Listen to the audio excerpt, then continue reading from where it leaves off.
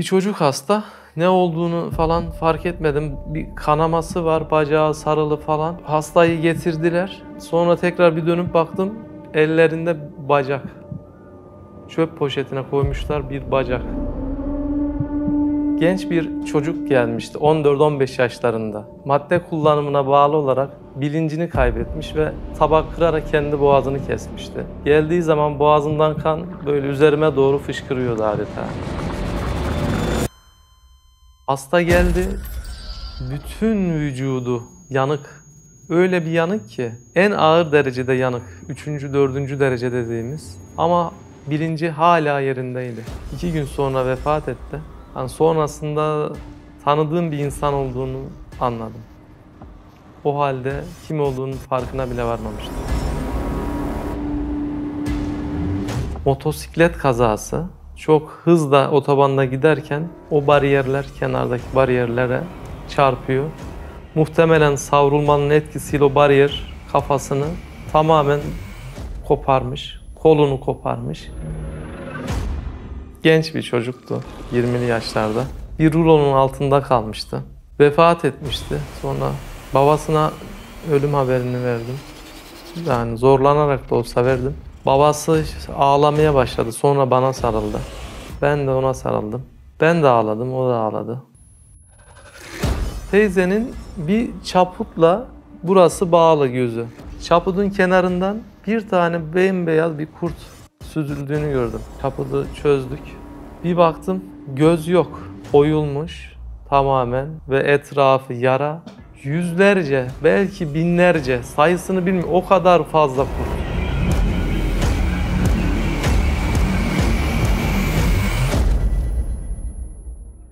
Sizi tanıyalım. Ben Ahmet Çiftçi, Kahramanmaraş Ekinözü doğumluyum. 10 yıldır hekimim. Şu anda acil tıp uzmanı olarak çalışıyorum. Acil tıp uzmanı ne iş yapar? Acil tıp uzmanı, acil servise akut olarak gelen hastaların veya yaralıların ölüm ve sakatlık riskini azaltmak için bir an önce tedavi, teşhis ve bunların tanınmasını sağlamak, yatış veya taburculuğunu yapmak. Acil uzmanı bunları yapar kısaca. Elinizde kaç kişi öldü? Yani elimde tam olarak kaç tane insan öldüğünü söylemem pek mümkün değil ama 400-500 tane insan ölmüş olabilir. Yani bir mezar dolusu insan ölmüştür elimin altında. Yaşadığınız en ilginç anı nedir? Genç bir çocuk gelmişti 14-15 yaşlarında. Madde kullanmış çocuk. Madde kullanımına bağlı olarak bilincini kaybetmiş ve kendi boğazını tabak kırarak kendi boğazını kesmişti. Geldiği zaman boğazından kan böyle üzerime doğru fışkırıyordu adeta. Sonra onun tedavisini kalp damar cerrahına haber verdik. Geldi. Acil serviste müdahalesini yaptık. Dikişini attık, kanamasını durdurduk. Sonrasında çocuk hala bilinci yerinde değildi. Böyle adeta bir zombiler olur filmlerde falan. Adeta bir zombi gibi böyle bilinçsizce hareket etmeye, hala bir şeyler bulup kendini kesmeye çalışıyordu. Bunun gibi daha birçok olay olmuştur. En çok beni çocuklar etkiliyor dedim. Bir gün bana bir tane hasta geldi. Bir çocuk hasta. Ne olduğunu falan fark etmedim. Bir kanaması var, bacağı sarılı falan. Hastayı getirdiler. Sonra tekrar bir dönüp baktım. Ellerinde bacak. Çöp poşetine koymuşlar bir bacak. Dizinin üstünden kopmuş. Çapa makinesine kaptırmıştı. Yani o kucakta taşınan elde kocaman bir bacağı görünce doktorum ama bir insanım sonuçta, ben de dehşete kapılmıştım. Daha sonra müdahalesini yaptık, kanamasını durdurduk. Ameliyata gönderdik. Doktor arkadaşlar plastik cerrahisi, kalp damar cerrahisi.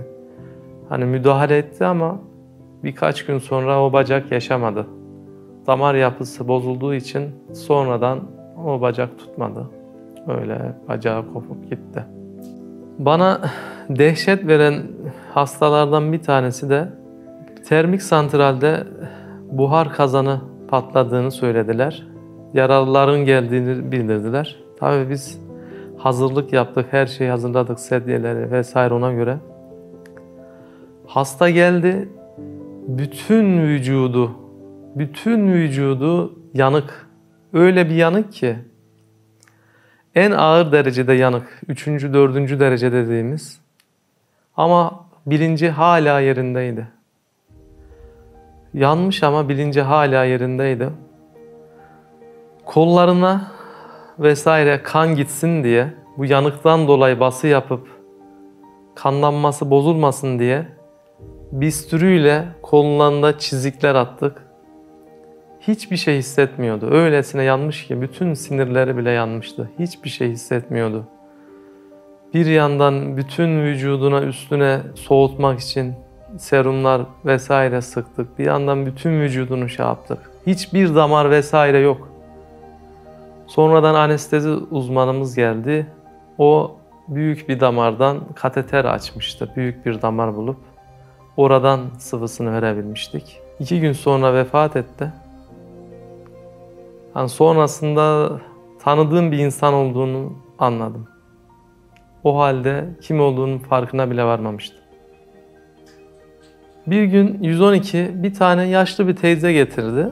Hani bizde kırmızı alan, sarı alan vardır. Kırmızı alanı aldılar. Hocam yarası vardı. Yaradan dolayı dedim hani buraya niye alıyorsunuz falan. Tansiyonu vesaire diğer vital bulguları, hayati bulguları iyi. Hocam bir siz baksanız falan dedim. Tamam bakayım dedim. Aldık teyzeyi. Teyzenin bir çaputla burası bağlı gözü. Sonra teyzeye yaklaştım. Neyin var teyze vesaire demeye başlarken çaputun kenarından bir tane bembeyaz bir kurt süzüldüğünü gördüm. Dedim Allah Allah yanlış mı görüyorum acaba? Sonra teyzeye daha cevap veremeden o çaputu çözdük. Bir bezi çözdük. Bir baktım göz yok. Oyulmuş tamamen ve etrafı yara. Yüzlerce belki binlerce sayısını bilmiyorum o kadar fazla kurt. O kadar fazla kurt ki anlatamam size. Bembeyaz kurtlar. Daha sonra o kurtları yıkamaya başladık. Yıkadım. Batikon damlattıkça, alkol damlattıkça derinin, etin içerisinden bir sürü daha yüzlerce kurt. Kaç tane temizlediğimi bilmiyorum. Belki abartmıyorum 1 saat, 2 saat erinmeden hepsini tek tek temizledim. Sonra bir çocuğu olduğunu öğrendim, evladı. Ama teyze evde tek yaşıyor. Dedim kardeş bu senin annen. Bu halde nasıl tek başına yaşıyor? Bu hale gelene kadar neredesin? Hocam benim şu var, bu var vesaire vesaire. Dedim sen bu küçükken o var, bu var dememiş. Seni büyütmüş, bu hale getirmiş. Ama sen bir herhangi sokakta bir insanın bile gördüğü zaman vicdanının yaralanacağı bir hale bu anneni nasıl getirdin dedim. Sonra bu hastayı onunla beraber, o evladıyla beraber göndermek içime sinmedi. Doktor arkadaşlarla görüştüm. Dedim bu hastayı biz yatıralım. Sosyal hizmetlere haber verelim. Onlar ilgilensinler diye. Sağ olsun doktor arkadaşlar da yardımcı oldu. Teyzemizi yatırdık. Sonra sosyal hizmetlere vesaire haber verildi. Böyle halletmiştik. Asistanlığım döneminde sanayi bölgesinde çalıştığım için çokça iş kazaları geliyordu. Yani dehşete kapıldığım bir iş kazası da bir makine, artık nasıl bir makine olduğunu bilmiyorum. Bacağını kaptırmıştı. Öyle şey olmuş ki karnına kadar içine almıştı. Bağırsakları dışarıdaydı. Bize geldiğinde hala yaşıyordu. Yani zombiler vesaire öyle filmlerde bağırsaklar dışarıda oluyor ya. Aynı onun gibi bağırsaklar dışarıdaydı. Ameliyat alındı ama sonra yaşamadı yani. Bir tanesi gelmişti yine, bir kadın bıçaklanmış. Karnından, göğsünden bıçaklanmış, zor nefes alıyor. Ciğeri sönmüş, akciğeri sönmüş bıçaklandığı için. Dedim abla böyle kapalı da hanım da bir abla. Abla dedim seni kim bıçakladı? Hani öyle çok bıçakla falan işi olacak birine benzemiyorsun falan. Oğlum bıçakladı beni dedim. Oğlum niye bıçakladı seni abla dedim. Madde almak için benden para istedi dedi. Vermeyince beni bıçakladı dedi. Ya madde bağımlılığı insanlar öyle bir noktaya getiriyor ki annesinin canından bile daha önemli hale geliyor. Bazen öyle vakalar geliyor ki acile öldürmeyen Allah öldürmüyor diyorsun ya. Yani ecel gelmediyse Ölmediğine şahit soruyorsun. Bir genç geldi. 112'den haber verdiler. Kafasından vurulmuş bir hasta geliyor diye. Biz dedik bize gelmeden muhtemelen hani yolda ölmüş olur. Hatta ölmüştür bile falan diyor. Bir geldi. Gözünün altından buradan mermi girmiş. Kafasının arkasından çıkmış. Geldi, bilinci açık. Şaşırdım nasıl böyle bir şey olabilir falan. Ondan sonra tabii tomografisini çektik, görüntülemelerini yaptık. Kurşun şah damarlarının arasından geçmiş. Beyne bile girmeden çıkmış yani. Kafasına sıktığı için adam muhtemelen öldü zannetmiştir. Ama yaşıyordu yani. Beyni zarar görmediği için sadece birkaç günlük gözlem sonrası, antibiyotik ve gözlem sonrası yaşadı. Hiç yanan bir cesetle karşılaştınız mı? İlk defa yanan bir cesetle üniversitede öğrenciyken karşılaştım. Adli tıp stajındaydık. Morga gitmiştik. Acayip çok pis bir koku. Ya inanılmaz bir koku. Hala burnumda koku gitmiyor yani. Yanmış bir insan olduğunu söylediler. Gördüğümüz zaman tamamen yanmış, cenin pozisyonunu almış, büzülmüş, 4 büklüm olmuş bir cesetti. Bütün bedenimle sarsılmıştım o cesedi görünce. Öldükten sonra hiç dönen oldu mu? Bir tane polis memuru arkadaş yine bir mesai arkadaşının göğsünün ağrıdığını söyleyip "Hocam bakar mısın?" demişti. Onunla ilgilenmiştim. Sonra kalp krizi geçirdiğini fark ettik. Hemen tedavisini başladık. Defibrilatöre, monitöre bağladık hastayı. Sonra kardiyolojiye haber verdik. Anjiyodan çıkmasını bekliyorduk kardiyolojinin. O sırada hemşire arkadaşlar aradı beni. "Hocam hasta şehadet getiriyor" diye. Ben dedim Allah Allah hayırdır falan. Sonra içeriye bir gittim. Şehadet getirirken kalbi durdu. O an resmen öldü. Sonra kalp masajına başladık. Daha sonra şok, elektroşok, defibrilatör dediğimiz bizim cihazla şok verdik. Bir 5-10 dakika müdahale sonrası döndü. Yani resmen adam şehadet getirip hayata veda etti ve sonrasında döndü. Ve daha sonra anjiyo oldu ve halen yaşıyor bu insan. Başka bir hastadan daha bahsedeyim size. Mesleğimin ilk yıllarıydı. Bir tane hasta vardı. Hani uzunca bir müdahalemiz olmuştu. Artık hiç dönmemişti hasta. Hiç dönmediği zaman pek ümidimiz kalmıyor. Bazen arada dönüyor hastalar, tekrar kalbi duruyor falan. Onlarda uzunca müdahale ediyoruz ama bazen hiç dönmeyince ve yaşlı olunca hiç müdahale etmiyoruz onlara uzun uzun. Hemşire arkadaşlar bir hasta için "Hocam artık hani bırakalım" gibisinden bana söylemişlerdi. Benim de içime sinmedi. "Tamam" dedim, "siz bırakın" dedim. "Ben biraz daha yapmak istiyorum" dedim. Bir elimle ambu yapıyordum. Bir elimle kalp masajı. 2 dakika sonra hasta döndü. Ve bu hasta daha sonrasında sevk ettik, yaşamıştı. Bu müdahalemin yapmamın sebebi de benim bir tane sevdiğim bir abim vardı, kardiyolog. Bir defasında "Abi" dedim, "yaşlı bir hasta, hani bu kadar uzun müdahale etmesek mi?" diye söylemiştim. Bana dedi ki "Ahmet" dedi, "velev ki" dedi, "bu hasta dönmüş olsa, bu hasta değil, 1000'den bir tane bir hasta dönmüş olsa ve yakınlarından birinden helallik alsa veya tövbe etse, imanlı gitse ne kadar çok fark eder değil mi?" dedi. "Yarın bir gün senden davacı olursa bu insan" dedi. O sözünden etkilenmiştim ve artık ondan sonra bütün hastalara son ana kadar hep, ümidim kesilene kadar hep müdahale ettim. Cenaze yakınlarına haber verirken zorlanıyor musunuz? Yani bir insanın öldüğünü haber vermek gerçekten çok zor. Yani yüzlerce insanın ölümünü haber verdim. 10 yıllık acil hekimiyim. Hala verirken yani hala böyle zorlanıyorum yani. Özellikle de mesela bir evlat ölmüşse anne babasına haber vermek gerçekten yani çok zor oluyor.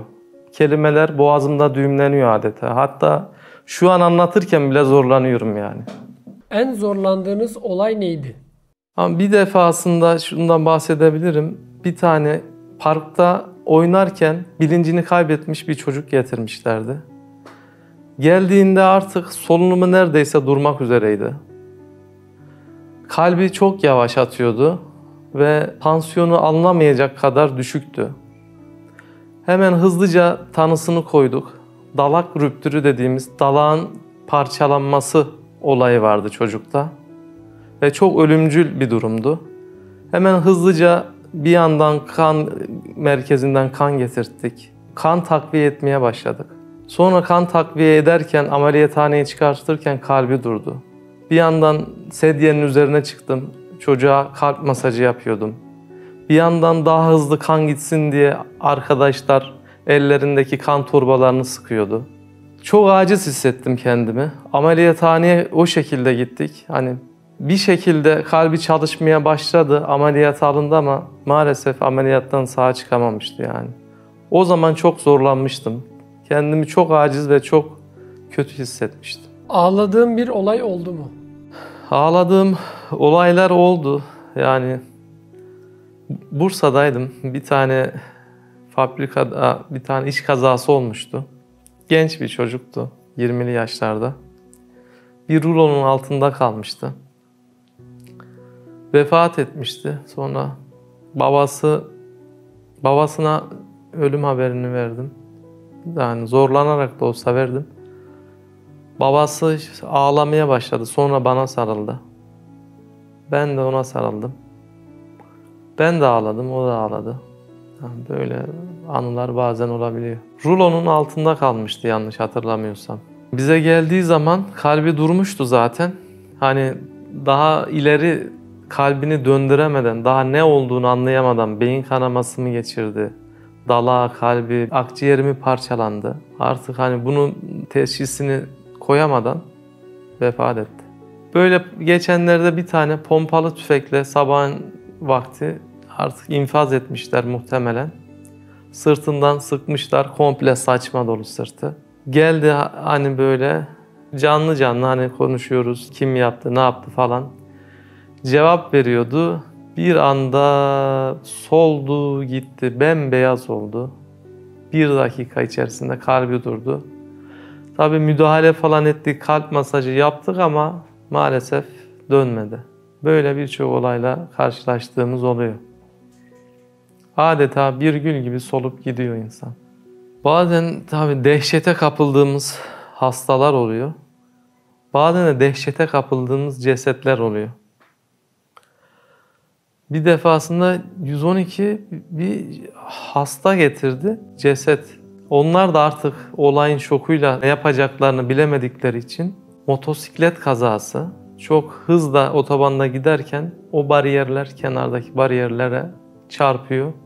Muhtemelen savrulmanın etkisiyle o bariyer kafasını tamamen koparmış, kolunu koparmış. Yani paramparçaydı. Yani dedim arkadaş yani biz ne yapabiliriz? Kafası kopmuş. Ne yapacağız dedim. Yani morga götürelim dedim hani. Yapacağımız bir şey yok. Öyle bir hasta gelmişti. Trafik kazaları deyince hani aklıma gelmişken emniyet kemerinin ne kadar önemli olduğunu hani anlatıyorlar vesaire biliyordum ama hani bizzat acilde çalışan bir insan olarak buna defalarca şahit oldum. Öyle ki aile bir kaza geçirmiş. Ön tarafta anne babası emniyet kemerini takmışlar. Hiçbir şeyleri yok.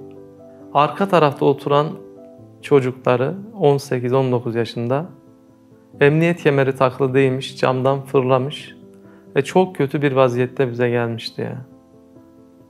Bütün kemikleri kırılmış, bütün organları zarar görmüştü. Yoğun bakıma yatırdık.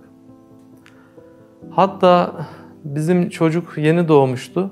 Ebemiz vardı, takiplerini yapıyordu. Bir gün bir gittim, bizim ebemiz yok. Ebe değişmiş.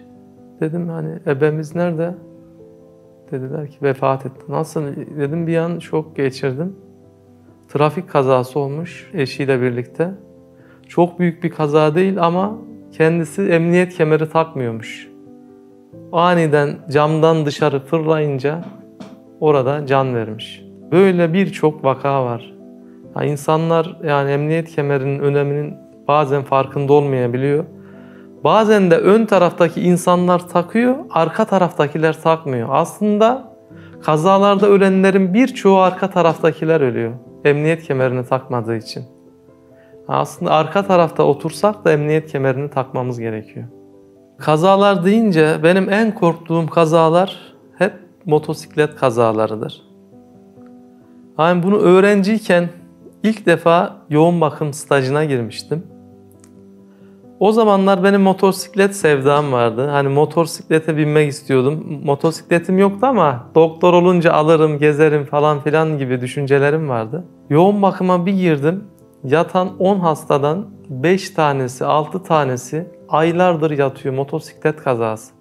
Hatta bir tanesi motosiklet yarışçısıydı.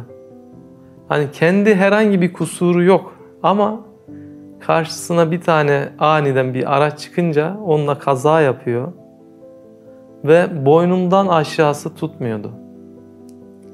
Bir tanesini o sırada yeni uyandırmışlardı. 3 aydır entübe halde, bilinci yok, yeni uyanmış. Etrafa bakıyor böyle. Şaşkın şaşkın bakıyor. Ama kollarını, bacaklarını oynatamıyor. Sonra bunun farkına varınca başında konuşurken hastayı yutkundu çocuk. Gözlerinden yaş geldi. O kadar etkilendim ki bunu görünce. Dedim yani motosiklet sevdası bana göre değil. Hani motosiklet kullanmayın demiyorum, insanların sevdası. Her türlü hani koruyucu ekipmanı takmaları gerekiyor. Ama buna rağmen yine de çok tehlikeli. Hani yine de çok bağlı değilseniz motosikletten ziyade diğer araçları kullanmanız daha iyi olur diye düşünüyorum. En korktuğum şey, hani dedim ya, bir annenin kucağında çocuğunu getirmesi, kalbinin durmuş olması. Meğer daha da kötüsü varmış. Yine bir anne kucağında çocuğu getirdi. Çocuk nefes alamıyor. Boğazına bir şey kaçmış. Artık ne kaçtığını bilmiyorum o sırada. Çocuk mosmor. Ya mosmorun beden haliydi yani çocuk. Mosmorun beden haliydi. Daha henüz 1-2 yaşlarındaydı. Benim de o yaşlarda çocuğum var o zaman. Aynı erkek çocuk. Direkt o gözümün önüne geliyor. Bir anda artık müdahale etmeye başladık. Sırtına vurduk, manevraları yaptık, elimizi ağzına attık falan. Çok şükür ki muhtemelen yerinden oynadı. Artık ne olduğunu göremediğimiz çocuk birden rahat nefes almaya başladı. O mosmor çocuk adeta bir gül gibi açtı. Rengi geldi çocuğun. Pespembe oldu böyle. Ondan sonra çok şükür elhamdülillah dedim, Allah'ım sana şükürler olsun. Öyle daha sonra çocuk ameliyathaneye çıktı. O yuttuğu şey, o boğazına takılan şey çıkartıldı, yaşadı çok şükür. Hani dünya öyle bir yer ki her an başına ne geleceğini bilemiyorsun. Bir anda bütün hayatın değişebiliyor. Bir anda bir kolun kopabiliyor. Bir bacağın artık olmayabiliyor. Görmeyebiliyorsun. Bir anda o canı verebiliyorsun. O yüzden insan, hani benim tecrübelerimden edindiğim, her an ölecekmiş gibi, her an başına bir iş gelecekmiş gibi yaşamalı. Bugünün işini yarına bırakma diye bir söz vardır ya, hakikaten öyle yani. Bir defasında da sabahın erken saatlerinde bir tane anne bağırarak, feryat ederek kucağında çocuğuyla gelmişti. Daha 40 günlük çok küçük bir bebekti böyle. Bulduğunda o haldeymiş, cansızdı. Buz gibiydi çocuk, mosmor olmuştu artık. Hani müdahale etsek de dönmeyecekti. Yine de her şeye rağmen acaba bir faydamız olur mu diye ona müdahale etmiştik. Ama müdahale etmek çok zor gelmişti bana yani. Hasta yakınlarının size tutumu nasıl oluyor? Her hasta yakınının tutumu insan çeşidi ne kadar çoksa o kadar farklı oluyor. Ama bize karşı tutumu kötü olan hasta yakınları genelde vakti zamanında hastasıyla ilgilenmemiş, hastasına bakmamış insanlar günahını genelde acil serviste doktorlardan ve hemşirelerden çıkartıyorlar. Böyle bunu söyleyebilirim gözlemim olarak. Bir defasında bir tane yaşlı bir amcaydı galiba. Kalbi durmuştu bize geldiğinde. Kalp masajı yapıp hayata döndürmeye çalışıyorduk. Canla başla uğraşıyorduk. Dışarıda onlarca hasta yakını kapıyı tekmeliyorlar, vuruyorlar, bağırıyorlar, çağırıyorlar. Masalara vuruyorlar. Yani artık diğer hastalara ve hasta yakınlarına da bu durum dokunmaya başlayınca ben bir cesaret nasıl oldu bilmiyorum. Kapıyı açtım, çıktım, karşılarına dikildim. Ne oluyor dedim ya, ne oluyor? Bu canı ben vermedim. Bu hastalığı ben vermedim. Bu canı da ben almadım. Veren de alan da Allah dedim. Bir kendinize gelin dedim. Sonra Allah'tan üzerime çullanmadılar. Yani bir sükunet çöktü. Bir sakinlediler. Öyle bir anım olmuştu. Herkes, hemşire arkadaşlar falan bayağı bir böyle şaşkın şaşkın baka kalmışlardı. Öyle bir anı olmuştu. Hastadan çok hasta yakınları hakikaten bizi çok muzdarip durumda bırakıyorlar. Hani gerçekten hastayla canla başla uğraşırken bunun farkına varmıyorlar mı? Artık nasıl bu hale geliyorlar ben de bilmiyorum.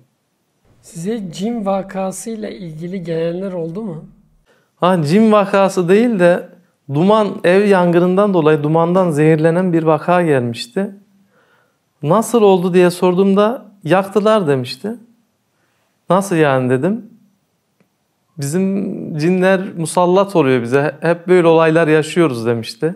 İnanmamıştım ona. Daha sonra bizim orada daha önceden 10 yıldır çalışan bir hekim arkadaş vardı. Ona söyledim falan. Evet dedi, ben bunları tanıyorum dedi. Bunların evinde devamlı böyle şeyler oluyordu dedi. Yani hatta ben evlerine gittim dedi. Çatal kaşıklar havada kendiliğinden fırlıyor dedi. Haberleri falan da çıkmışlar daha önce. Böyle bir olay yaşamıştım. Gereksiz hasta başvuruları oluyor mu? Aslında acil servise başvuran hastaların birçoğunun acil servisine gelmesine aslında gerek yok. Hani bunu da daha çok pandemi döneminde gördük zaten. O kadar azaldı ki hasta başvuruları. Hatta başvuru sebeplerinden mesela bahsedeyim birkaç tanesini.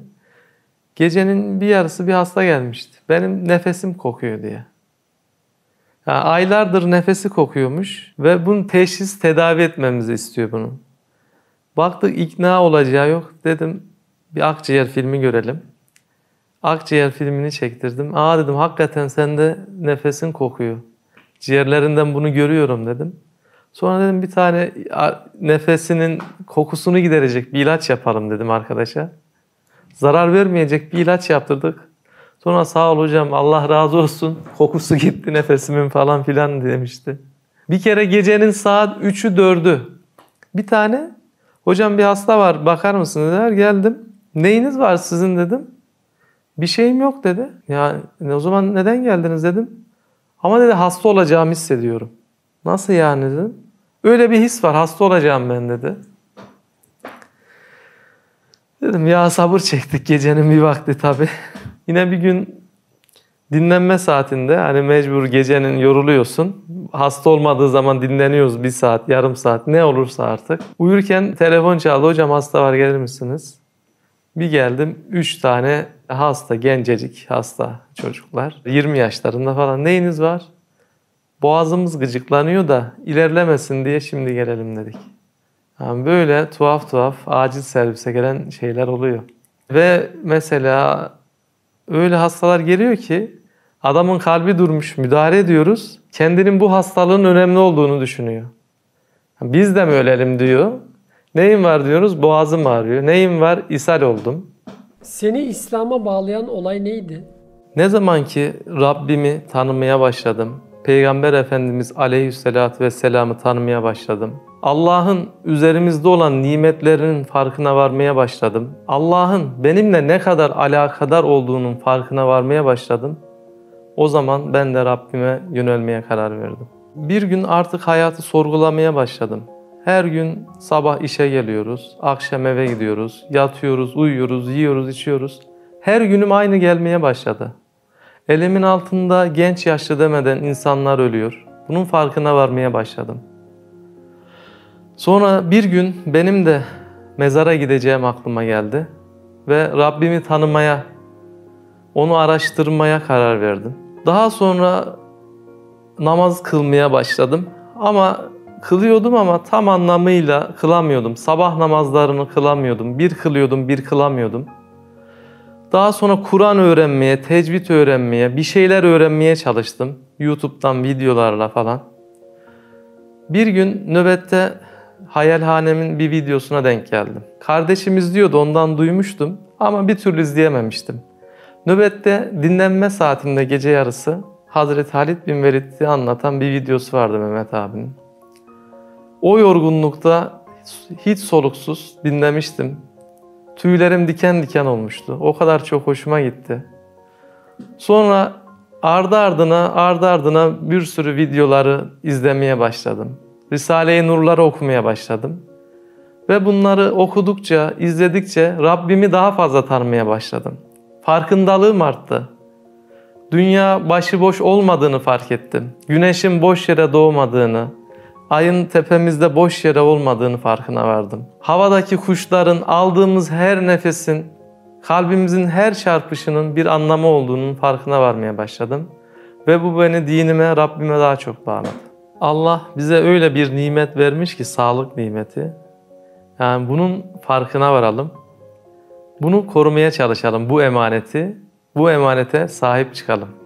Bir nevi manevi doktorlar olan Hayalhanem'in videolarını da beğenip paylaşmayı unutmayın. Selametle. Gezegenler bile bir aradayken, tek olduğunu düşünüyorsan koskoca evrende, bu kanal tam sana göre. Bu video YouTube kazanında kaybolmadan, senin gibi başkalarına da ulaşabilmesi için desteğe ihtiyacı var. Her abone, bir kırgın yüreğe daha ulaşmayı sağlayacak. Beğen, abone ol ve yorum yapmayı da unutma. Siz de Hayalhanem İstanbul ve diğer tüm projelerimize destek olmak için buradaki linke tıklayarak online bağışta bulunabilir veya aşağıdaki iletişim numaralarından bizlere ulaşabilirsiniz.